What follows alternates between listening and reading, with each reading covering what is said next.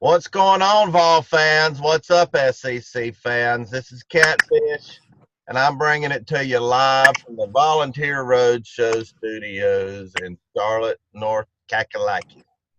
On my way to California, and I promised y'all I'd have Couch Coach. He's the biggest Georgia fan on the show, and, you might be a Georgia fan, but I like you pretty good, so I'm glad you're on the show there, Couch Coach. Well, I appreciate you having me on again. A Catfish. It's been a heck of a couple weeks with the spring games and the NFL draft. A lot of meaty topics. It's exciting to have football back. I know you Tennessee guys have been excited about your basketball program, but let's face it, this is SEC country. Your fans, your subscribers love SEC football, and so we're just going to get right into it. Yes, I can't wait for the football season to start. I wish it started tomorrow, but we got to wait till September.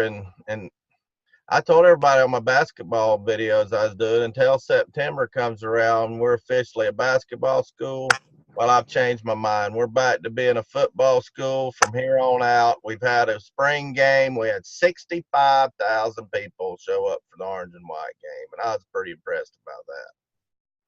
Yeah, I think you should be. And, just look, we always, needle our ACC cousins, right, about how weak their conference is and how pathetic their schedule is and how a complete lack of turnout for their games. And I know teams like Clemson, I know teams like FSU have traditions and they show up for their stuff, and I'll give them respect is due. But come on, we know where the party is, and that's the SEC. You look at the attendance records at these spring games, whether you're talking about Tennessee or Alabama or Georgia, just the pageantry around it, the fact that people wait all year to go to these kind of events, these free events that the university puts on. It's just there's just no comparison to an SEC football event. And, you should be excited about the fact that Tennessee has 60,000. Georgia had 60,000 last year, and we had about 80,000 this year. I know Nebraska had, I think, 88,000, which was the record for the spring game attendance this year. But it's just an exciting time. Hope springs eternal during talking season. And so, we can kind of, break down, I guess, some of the more of the matchups of what we think on that podcast. But I just wanted to, ask your opinion of what you thought of Mr. Pruitt's comments about the Tennessee faithful maybe not being as loud and proud as you guys usually are if you're 100,000 selves. So, well, that's putting me a little bit on the spot, but here's what I think about it. He's a new guy. He's trying to set the Pruitt way. He's trying to establish his persona, and, he's a tough guy. He hasn't proven anything yet. I tell you what, I'm excited that we had 60-something thousand people there. So I don't know where he got off coming up. He was disappointed with that. If I had to lay my money on it, I'd have been surprised if we had 40,000 after a winless. Yeah. Now, let me repeat a winless SEC season last year, and 60-something thousand people is a lot of people. I don't care how you slice it. I'm impressed. I'm excited. Very excited for the season to start. Yeah, Tennessee has a lot of problems, but a lack of fan support is not one of them, right? When September comes, there's going to be 100,000 of your ugly friends in Neyland Stadium, right? And so, I get that Pruitt's trying to, get the team excited, or coincide it with some of these other programs that have, winning traditions, or like a Georgia or definitely in Alabama with the support.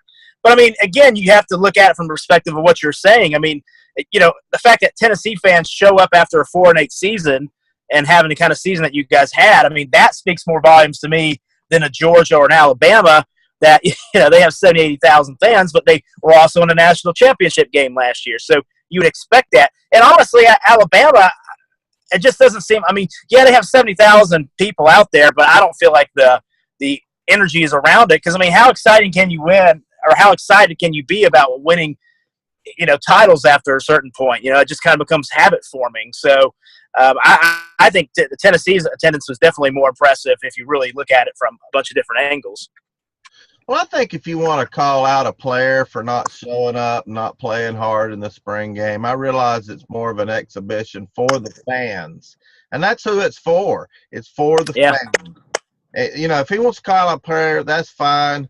But I think calling out the fan base was out Yeah, of line. But you know what? He's my yeah, coach. I'm sticking with him. People are going to yeah, make mistakes. He's under a magnifying glass that he's never been under before. yeah, So I've got to give him a few passes.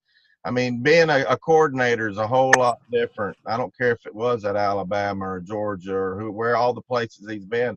Being a yeah. head football coach at a tradition-rich program like Tennessee, there comes a magnifying glass and a lot of scrutiny. So he'll learn, and he's got 100% of my support. And Yeah. Well, wait, and I think with these SEC, the thing about these spring games, and I'm really surprised with the passion of SEC football that there's not enough schools that take advantage of this spring game as an opportunity, not just for recruiting, but to really galvanize the fan base, make it a really fun event. I mean, I'm really surprised that places like South Carolina or even Auburn have like 20, 30,000 fans. I know that those fan bases are very passionate about their product. So for me, like, and look, I don't get too much into the entertainment part of it. And you and I have talked about how with Butch Jones, he made it more about an exhibition than he did about actual football. I mean, the focus definitely needs to be football, right? But I also don't mind having some other things there from time to time. Like, like 2 years ago, Georgia had Ludacris open up, the spring game, which I felt like that was a waste of money, right? But the thing is I don't mind having that little showcase for an up and coming Athens band, and have it that kind of be an annual deal where it's like you have a little concert, you have football, you kind of create a different atmosphere around it.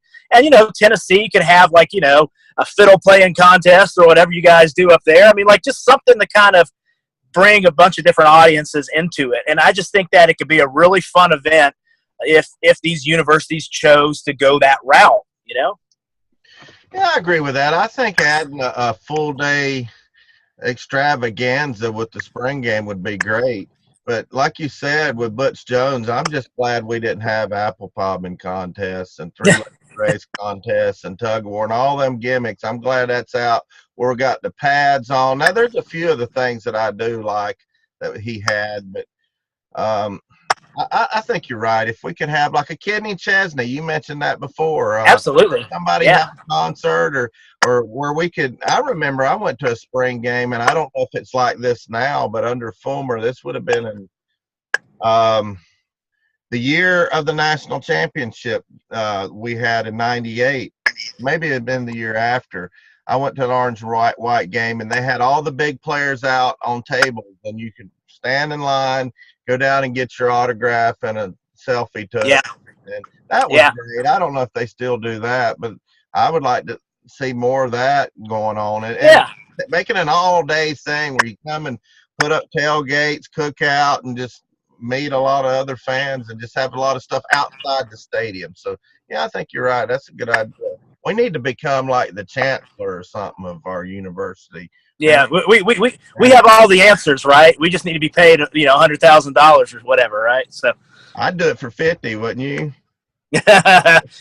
maybe 60, Yeah, 75. Yeah. yeah. Yeah. Well, anyway, we're gonna keep Couch Coach over for our podcast. So everybody, check out our podcast, and I'm gonna put a link to the SoundCloud podcast in the description. And before we get off of here, I'm gonna announce the winner. From my last video, I said anybody that can name the creature that was on the video, and I believe there was 4 of them, Couch Coach, that got it right. Everybody else, they had no idea, but it was a goose.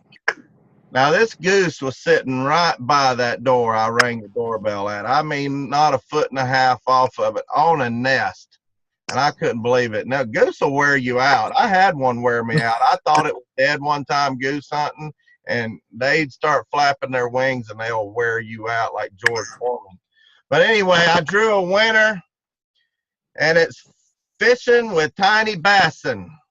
So, buddy, I hear you're a Georgia fan. I'm not going to hold that against you because we love everybody on this show. We may give some trash talking, but I try to keep it classy. So, email me your name and address to volunteerroadshow@gmail, and I'll be sure to get you out a tiki totem of your choice. Now, Tiny, if you want to upgrade and you don't want the Georgia one, I can always send you a Tennessee one if you'd like. You know, it kind of goes better with more colors and more decor, and it's just got a lot more pride for it. But anyway, thanks for everybody entering that.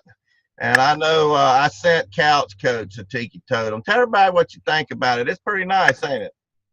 Oh yeah, it's a tremendous gift, and you know, I mean, it's the kind of thing that you want in any kind of collection, and I it's I'm going to keep it as a good luck charm throughout the season. So I know like some of these Alabama guys have different ones as well. So I actually just bought one for my little brother offside of that. So well, I say little brother, I mean he's the younger brother. He's actually 6'3", 6'4", and about to be a junior this year. But anyway, but yeah, it's a great gift, and it's very exciting, and it's cool that Catfish does that kind of stuff.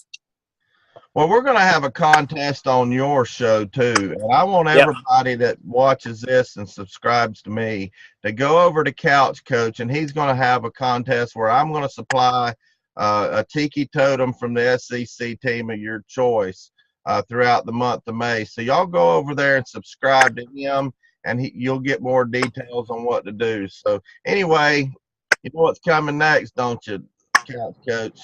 Thanks for tuning in. Go Vols. We're going 15-0. I promise you that. I don't care what Couch Coach says. We're going 15-0.